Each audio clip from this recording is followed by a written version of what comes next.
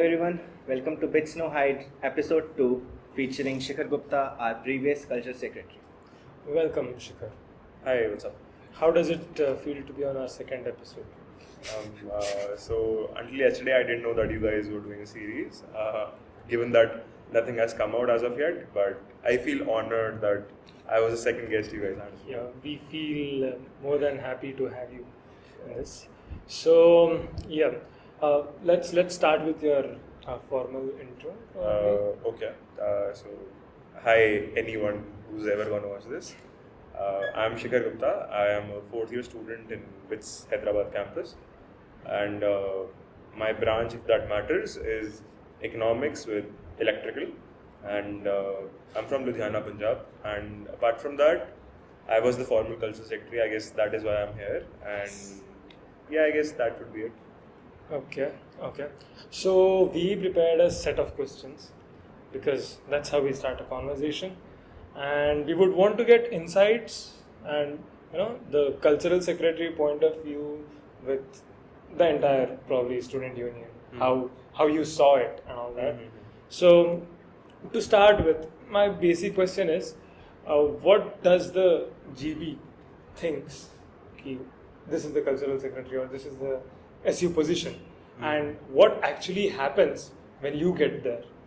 Okay, so this is something that I think is a very big misconception with people, because I feel ki what goes on backstage is very different from what people perceive it to be. So if I may say, a lot of the work that a member in SUC or any POR does is clerical. Like, you have to take permissions from one body and then you have to run to the second body to get the permissions. And once your permissions are approved by all the stakeholders, only then can your event actually hit the roof. But even if one of the stakeholders is not ready for approving the event, be it any issue or concern that prevents it from happening, then your event can't happen.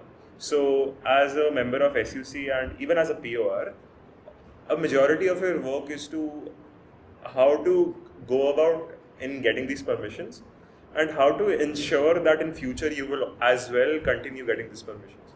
Because like, तुम ऐसा नहीं कर सकते कि you conduct an event and something happens which prevents administration from giving you permissions in the future. So you have to ensure that not only the permissions are managed, but the event is conducted smoothly, as well as the post-event things are settled. Like in case of a fest, that would be settling the accounts. So yeah, I guess culture secretary work involves that. And if I talk in terms of what Constitution states, as cultural secretaries, we are responsible for managing the cultural senate. Now the cultural senate has 19 clubs. At my time, it used to have 18. AMP is the latest addition to it. So we are the representatives of the cultural senate to the president, to the union, and to the administration. And when it comes to the cultural festival poll, we are responsible to ensure that the budget requirements of cultural senate are overlooked by us, and similarly those are drafted into the poll budget by us as well.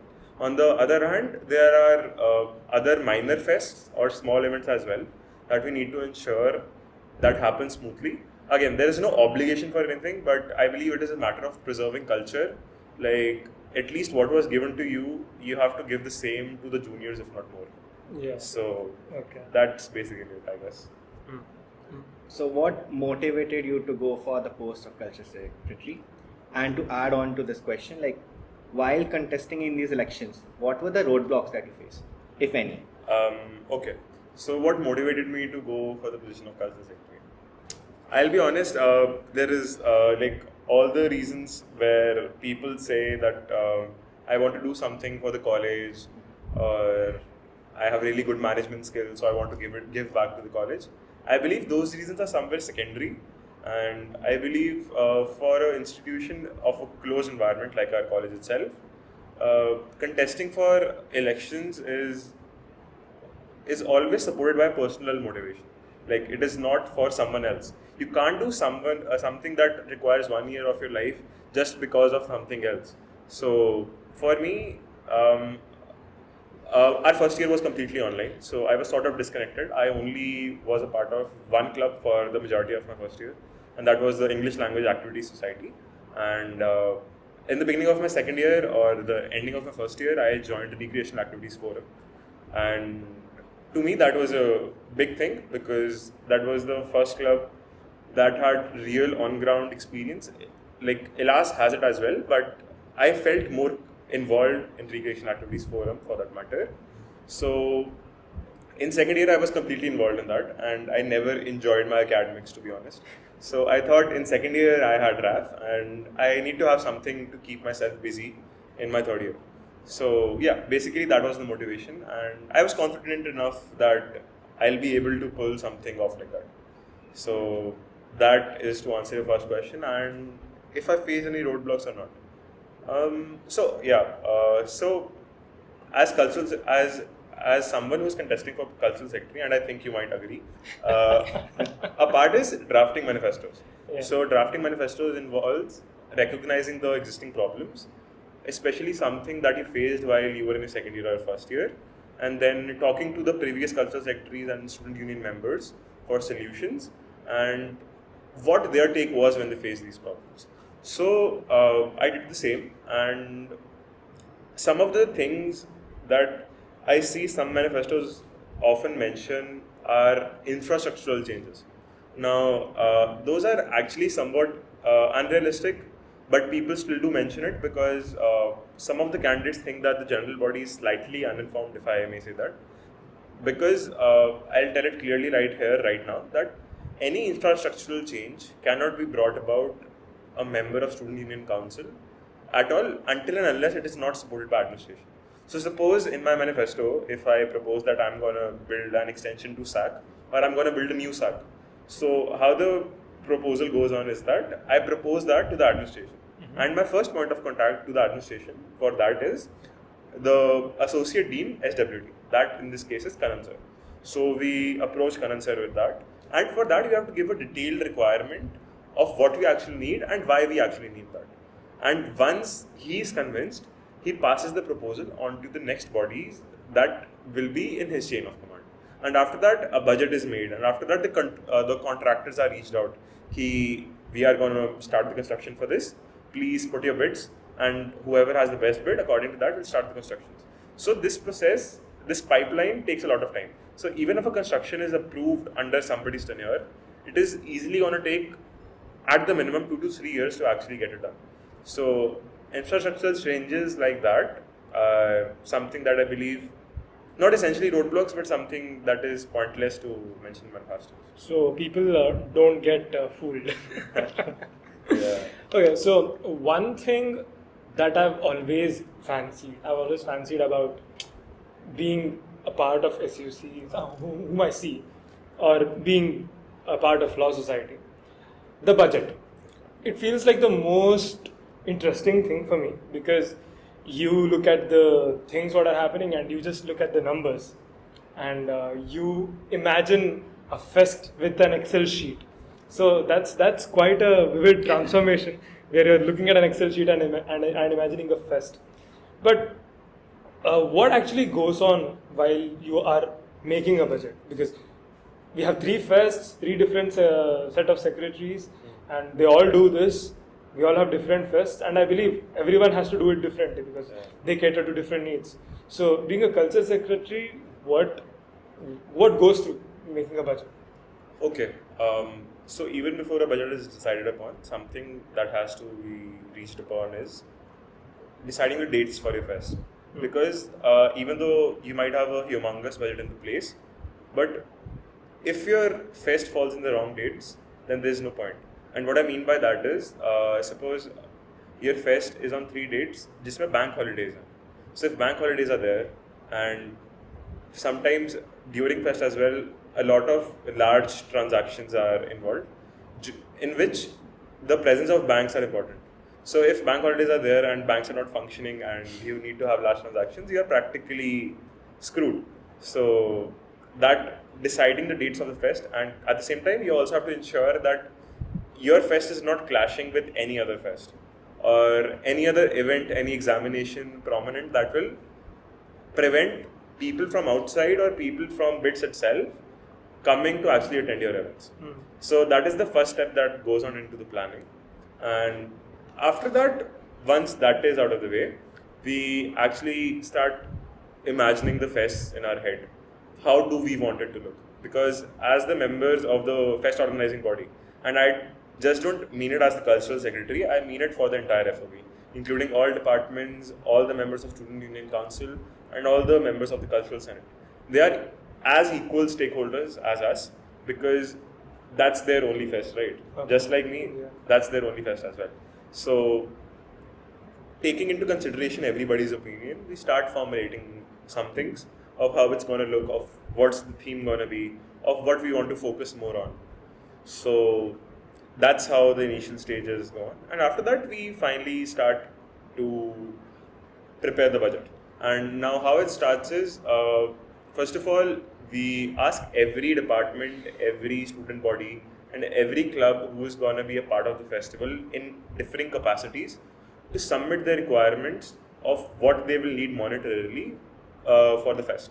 So once the first drafts are here, we get a fair idea of how much do we want it to be. And at the same time, something that is independent of the budgets of the clubs and departments is the pro shows and the production, because pro shows and productions are interlinked. The bigger the pro shows, the bigger the production will be. So that is something that as a member, the Student Union Council has to decide as well. So yeah, after the budgets are in, the negotiations go on, because sometimes even though the event might be beautiful, but sometimes it can happen that in the initial negotiations, a club might get a higher quote of something that they want to get. So a lot of the negotiations involve talking to the vendors, talking to the judges, and recalculating the prize monies that will be needed to ensure the optimum footfall. And that this whole process of optimizing the budget takes around 15-20 days in the best case scenario. Okay. And once that is done, the members of the Student Union Council, in this case the cultural secretaries, president and the general secretary, sit down with CRC and then they ratify the budget in case of any discrepancy. And once that's done, it's presented to the general body with the 3 reduction levels, and then it's voted upon by the people. So that's pretty basic.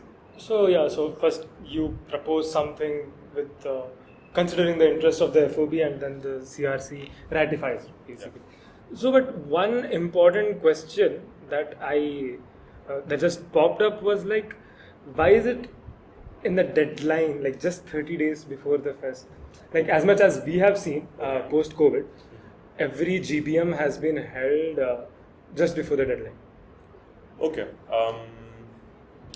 So I cannot speak for other fests, but I will essentially speak for my fest. So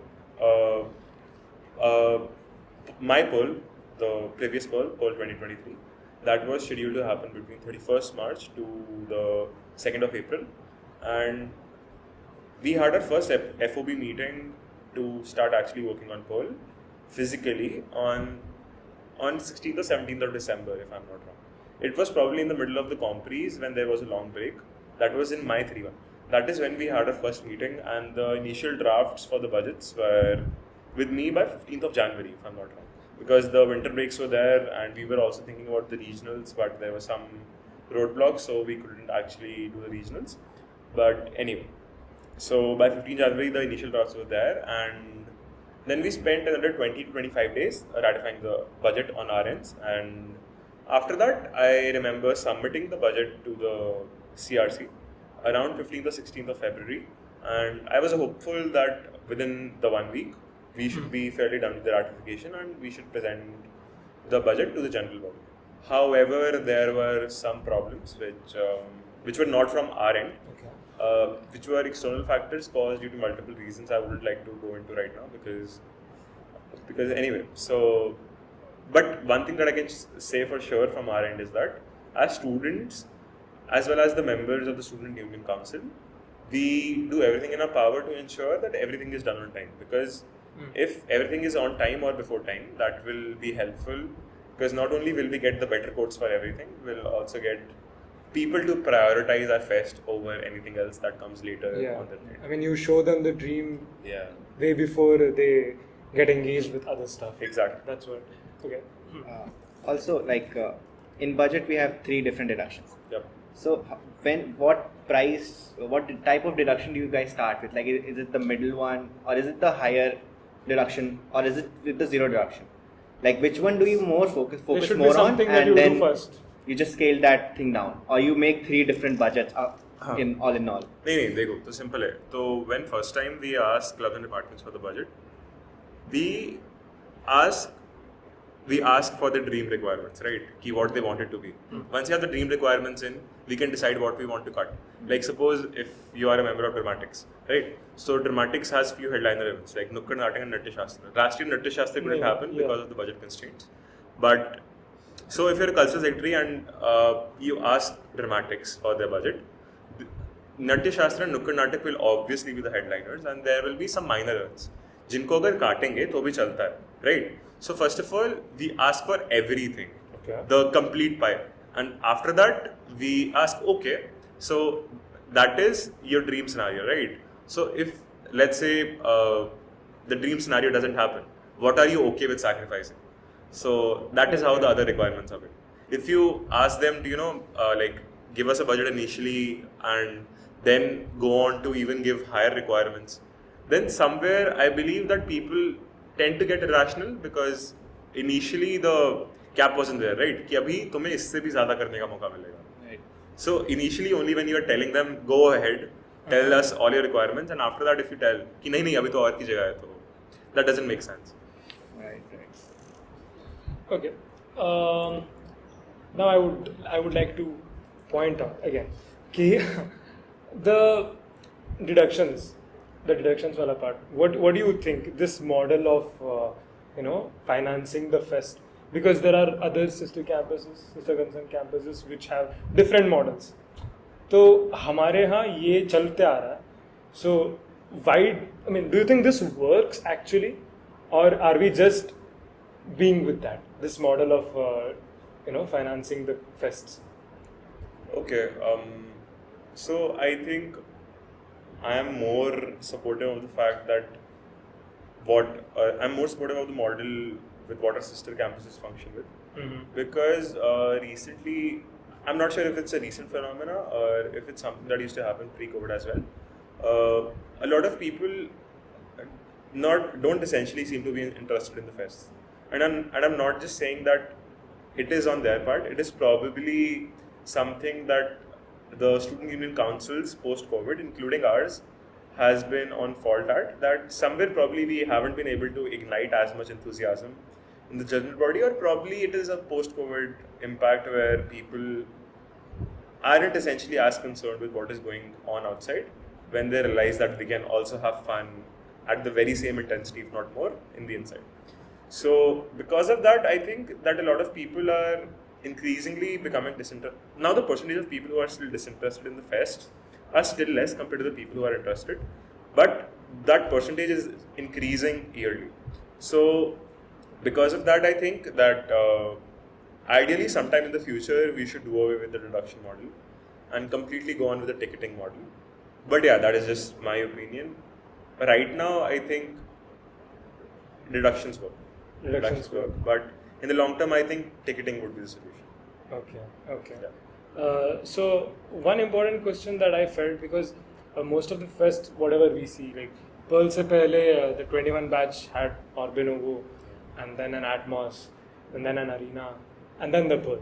So in all the 3 fests that we saw, maximum hi gaya tha. So why was that? What happened there? जहाँ पे minimum deduction was passed. What do you think went wrong? Because हम लोगों को दिखता तो we see a lot of things happening. We see a lot of things getting into our ears, but we don't know what's true and we don't know what actually happened. So if you could give a picture. Yet again, जो मैं opinion दूंगा, because I was on the other side of the table back then. Yeah. तो मेरा opinion शायद unbiased हो सकता है, ill-informed हो सकता है. तो I'll give my opinion first, and then I'll appreciate अगर तुम भी मेरे को अपना opinion दो. Okay. Because that is something that I overthink a lot on. So तुम भी बताओगे तो that will help. Okay. So first of all, there were a lot of factors at play. First of all, The prime one being that our Atmos went into losses, and Atmos went into losses, which typically goes into profits. So that is the first factor. Second factor is that again our arena went into profits. It was a blazing event, and we had a decent profit. And I don't know, even though accounts weren't closed, but when we did an informal calculation, it was somewhere between 3 to 4 lakhs. So, and we felt pretty good, given that we also got a decent amount of footfall, and with the like with everything, I felt the GB members were happy with that. So I thought ki like the deductions that we were proposing were fair, but again, at the end of the day, it is still a democracy, and I will prefer for it to stay that way. But at the end of the day, people preferred that 800. They didn't have enough trust in us, if I may put it that way, because that is the only probable explanation I think of. क्योंकि उस time पे थोड़ा scenario, I believe that was a lot of like anti-establishment sentiment going on. Like, I'm not sure what prompted it, but people just didn't have enough faith in us. So there were like several campaigns, if I may say, on social media, everywhere, even on Facebook, even on Instagram, that had a lot of baseless claims going on, that that a lot of the SUC members were involved in a lot of various activities in which they were pocketing money. But again, neither has one been verified till date. So that was there, and that really got to the people, and that's why I think people didn't trust us enough with that money, and I totally respect that decision. So that's why I think that it didn't. Yeah, I mean, do you have a different opinion? Well, according to me, as you mentioned, like there's a negative sentiment all around. So what I believe is the SUC members should have taken an initiative right after the thing that happened with the president and impeachment and all. Like, they should have come in front of GB and answered their questions. Not answered, but like just give their opinion as well. Like, clarify in a sense. Yeah. Like we are seeing currently what people are doing, coming more towards GB and like telling them, okay, well, this we did, this is what is happening and all that. That time there was a lack of communication between the GB and the SUC. Like, it was more of key on the superficial level. Club heads and SUC were on some page. The GB was on another page. So being answerable, answerable. not being answerable, just putting up their side, because the GB was being shown another side by some people, External factors. But SUC members not taking up their position and not holding their side was one of the major factors that I believe. Yeah, actually, essentially, we thought that in the GBM we will actually have a chance to explain ourselves. But that's where the mistake happened. When the GBM happened, by that time, all of the people had actually formed their opinions. Right. Like, nobody actually wanted to listen to what actually went into this budget and what was actually thought process. Right. They had their preconceived notions कि अच्छा clubs and departments में 12 लाख लिखा है and Orbe Novo में 12 लाख से भी कम था. So somewhere it must be going to the after parties. Right. But again, because you are right, we should have had even before the GPM talks with the general body. But yeah, that is a mistake we did. But I mean, that is a lesson. It's completely fine, because at the moment we all came to the campus. I think 21 batch and 20 batch had just 2 months difference, or 2 to 3 months difference coming to the campus. No, not really. So we guys came to the campus in September. September of 2021, if I'm not wrong. Yeah, September of 2021. I came to campus on 21st September. We came in the March, right? You came came in March end. You came on the day of Holi. I remember. We were all like playing in the old football ground, and your parents were there, and they were seeing But us. yeah, that amount of time that you got to spend was like very less to actually see how nearly ideal SUC works. Basically, the point is, our first fest and your first fest was essentially the same. Yeah. That's what I was gonna say. Okay. So what is your music taste like? Okay. So this has a follow-up question, but Okay. What is my music taste like? So my music taste involves actually a lot of Indian indie artists, and soft pop and acoustics and a little bit of rap. That's probably it. so does your individual liking play a role in deciding the artists? Not Can we say essentially. that? Not essentially. Not essential. So how are artists basically decided? Okay, so I'll give you an example. We basically decide artists on two factors. Like, first of all, how their actual performance is, and second, how big the stardom is. Like, if we sell the tickets for XYZ person, will someone actually come and buy those tickets? So that is a huge factor, and that is why during poll, even though Amit Trivedi was finalized, we had Farhan Akhtar almost fine with a different agency because of two factors. One, his stardom is very huge, and second, he recently had at that time shared a video when he was performing in our campus in 2017 or 2018. I'm not sure if the year is correct, where he was going crazy. He was climbing the truss, and the audience was absolutely going nuts. Like, that is the time in history where our pro shows have recorded highest footfall in the history, and this is something that was told to me by the 17 or 16 batch cultural secretary.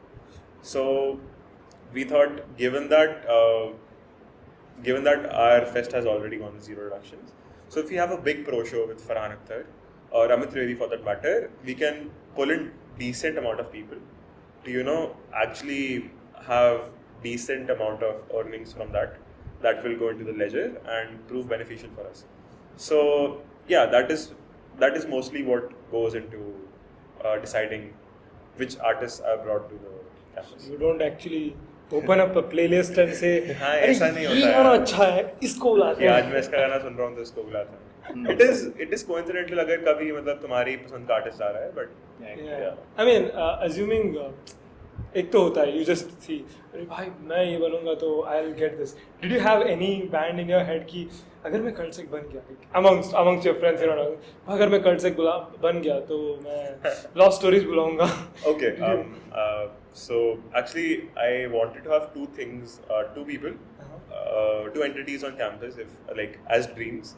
One of them was When Chai Met Toast. Okay. And When Chai Met Toast was final till long time. We were getting them in a sponsorship deal alongside Paytm, which was a sponsor for our fest. But the only conflict was the scheduling issues. They were available on the first day of poll, but not the third day of poll. But the thing is, if we had production and setup on the first day of poll, then second day also had to be a pro show that was in library lounge. But then third day would have ended on a comedy night, and we didn't want to end with a comedy night. We wanted to end with people actually grooving and actually being tired on the day poll. Yeah. Okay. So given that When Chai Met Toast were only available for 31st and not 2nd, we actually went ahead with Thaikudam Bridge, and I'm glad actually we did go ahead with Thaikudam Bridge, because personally it was my favorite pro show of all the pro shows that I've attended. Again, it might be biased because even I agree to that. It was wonderful. I loved it. And second one, it might sound silly or cringe, but anyway, so it was actually Honey Singh. That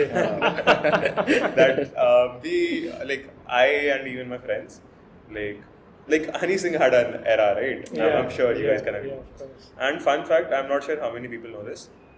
Till 2 weeks before poll, there was a huge possibility of Honey Singh actually performing.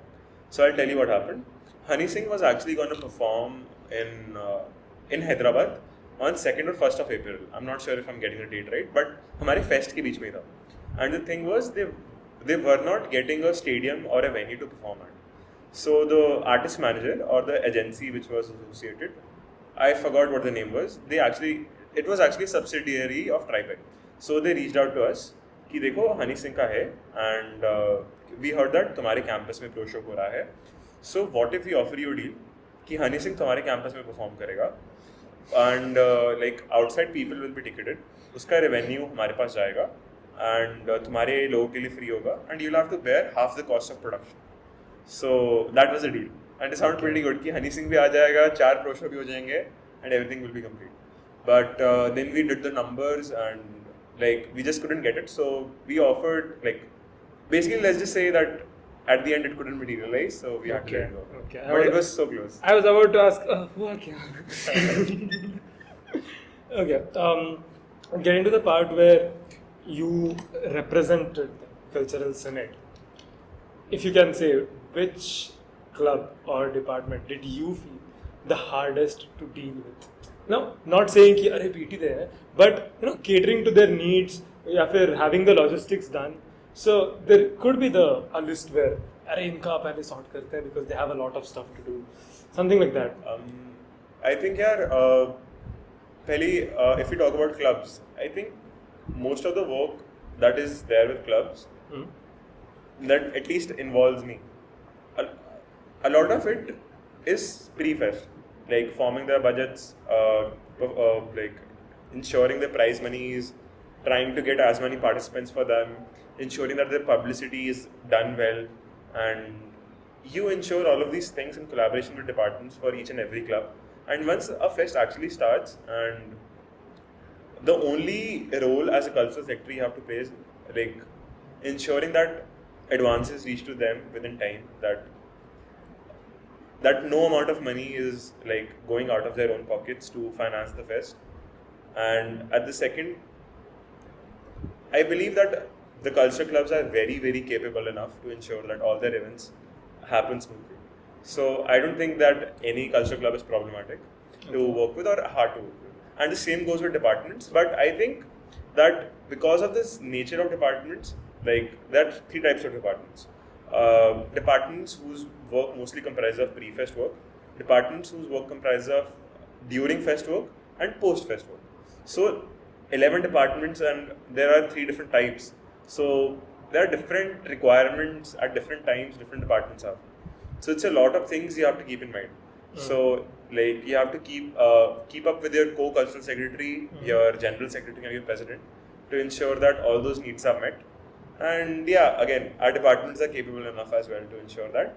But on our end, we just have to ensure that we are a communication channel that is available at all the times to ensure that there is no gap between what they want and between what they are getting.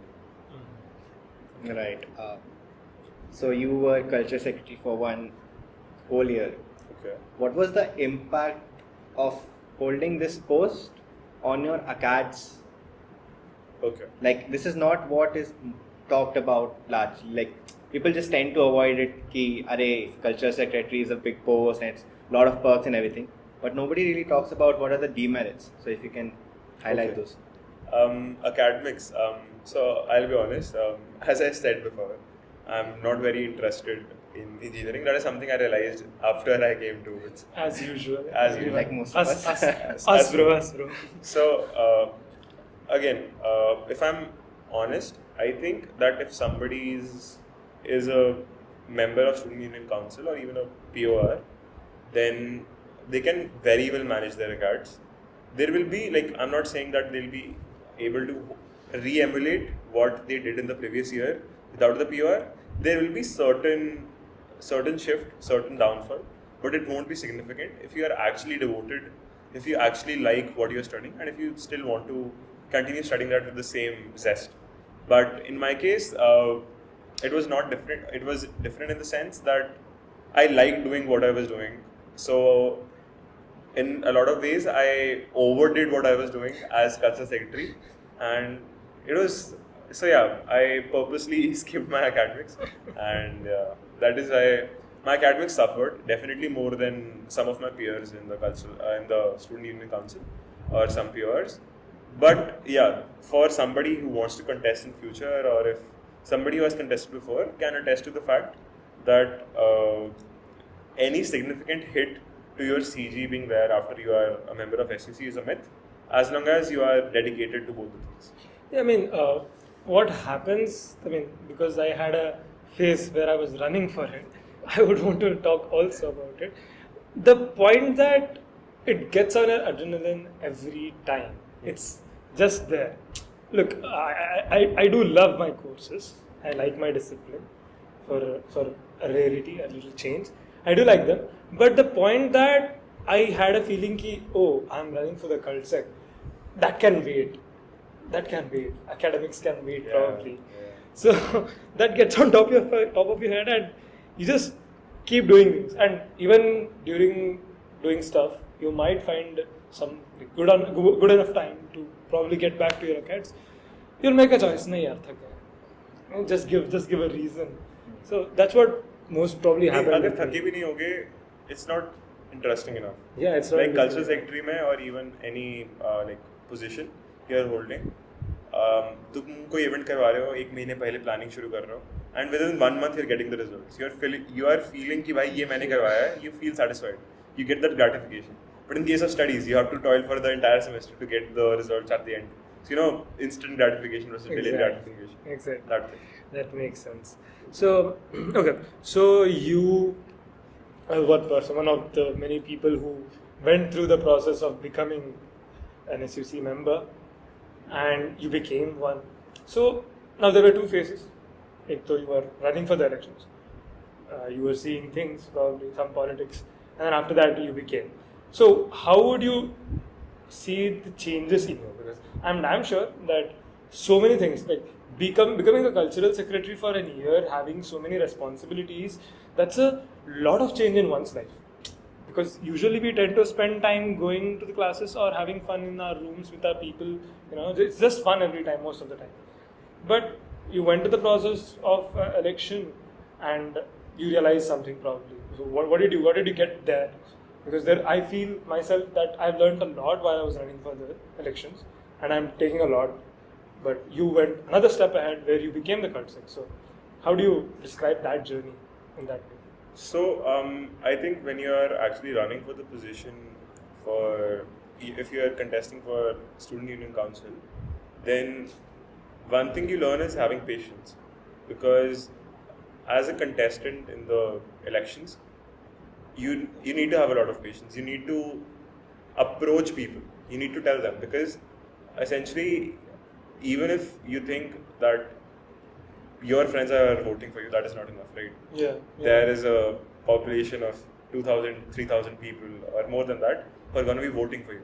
So if you are just being surrounded by those same 102 or 200 people and thinking, and those are like, that's your echo chamber, they are basically reinforcing that you're going to win, then you're the biggest fool out there. So first you learn to step out of your comfort zone. You learn to talk to a lot of people, and that is something that stays with you when you actually become a member of the Student Union Council, because you need to know how to talk to people and you need to know how to get permissions from the administration. So that is one of the things. You learn patience, you learn how to talk to people, and I think not in the very sense of word that is portrayed, but you also learn to be, a bit diplomatic, if I may say. Because like suppose you see there is an event that you see has a lot of logistical holes. Like you see a lot of problems with that. Sometimes essentially, like even if you want to go through it, you can't essentially see yourself going through with it because of all the backlash you will face with that, or because of all the problems that will cause. But given that when somebody is approaching you with all those great ideas, you don't want to deter them, right? Like you always want to ensure that working environment for everyone is optimum, that everybody who is doing something in the cultural pursuit or any pursuit is left untouched, that he doesn't have to worry about anything else. We are there for management, so we should worry about the management side and they should worry about the actual quality of the events. So sometimes you have to deal with those situations very sensitively. Like you have to balance the interests of both stakeholders, one of them being the people who want to conduct the event, and the second will be the people on the other hand who will be managing the administration, the council, the FOB, etc. So yeah, I guess that. So one more thing is politics and bureaucracy becomes a huge word in this scenario, saying, hey, we are all peers who have come here to study and have fun, and we are probably seeing some of it. So did it at any point of the time disappoint you? Ki, Arey yaar, this is not good, this is not what I want to do. Any point of time where probably politics or bureaucracy just pushed you down for not doing anything, something like that? Again, I think if I will say something like that, I'll just laugh at myself later, because again, this is a closed environment, and 4,000-5,000 लोगों में अगर कुछ हो रहा है उसको तुम politics नहीं बोलोगे यार, नहीं बोलोगे। उससे तुम बकचोदी बोलोगे, बकचोदी चल रही है। अगर कुछ तुम समझ लो कि some politics is going on, that is not at all politics. Enjoy it, whatever is going on. 5 years down the line, you're just gonna laugh at it. Even if you were crying on it right now, 5 years down the line, you'll laugh at it. And even if there was someone who was responsible for you not feeling good, you'll sit down with him, you'll recall those moments, and you'll laugh. So I'm damn sure I'm gonna do that. I'm pretty sure bureaucracy or politics don't at all come into college elections at all. It's all joy, and if it's not joy, then you're probably not doing it right. Rapid fire. Rapid fire. So I'll just ask one. I'll say one word. You have to associate that word to something. Okay. Let's go. Okay. SUC. SEC, work, Accounts division. hectic, Food. yum peas, CG. कम है, Life. अच्छी, LSD. very hardworking. Okay. No, that's something. No, I'm just involved in this. Please continue. Okay. Scam. कहाँ होता है? CRC. CRC, no comments. Friends. Friends, happy, happy Shikhar, Coffee. better than tea. Very nice. Done. Done. Okay. So that was a good conversation. I liked it, and most importantly, अगर memes बने इसके ऊपर, memes हम बना के दे देते हैं. We already have everything. तुम मत बनाओ, हम बना देते हैं. अच्छा, It was a good conversation where we actually get to show कि people who have represented you, it's not that they don't want to talk to you, it's just that probably you've never approached them. Yeah, probably both of them were not on the same page. Not on the same GP page. and the Yeah. secretaries were not. Come on, how long it took us to, when we asked you to come for a podcast and when we had a postcard, I think 2 हफ्ते delay हो गया. Not his fault though. Not his fault though, but ठीक है, factors, circumstances. So basically that's the point. So when anyone is having a viewpoint on their representatives or anyone in that matter, so I think one important thing that I saw that anyone should have is that a little more patience. a little more patience. A little more patience, that's it. Yeah. That Basically, will try viewing things from the person in front of you, like his perspective as well, his or her perspective, because that humbles you down a little. That's what I think. And yeah, as you said, कि try approaching the person. और अगर नहीं भी approach करे, इतना critically मत सोचो यार. मतलब at the end of the day, you are all just students here to get your degree and then do something in your life. All this is just gonna be secondary. If you think that if you get this on your resume, या तुम्हारी job लग जाएगी because of just doing extracurriculars in college, that, let me break it to you right now, is a complete myth and total scam. Don't believe any senior who says that. And अगर कोई senior बोले, उनको बोलो कि पढ़ लो भाई, इससे कुछ नहीं होगा. Okay. So yeah, this was our second episode with Shikhar Gupta, the previous cultural secretary. We had a lot of fun. It was good. It was interesting. Yeah. And yeah, stay tuned. We will bring in more content that you are very unfamiliar of. And we'd like to thank Shikhar for For his valuable time. Right before myths. Thank you guys. That's it. That's it. Thank you for watching. Thank you for watching.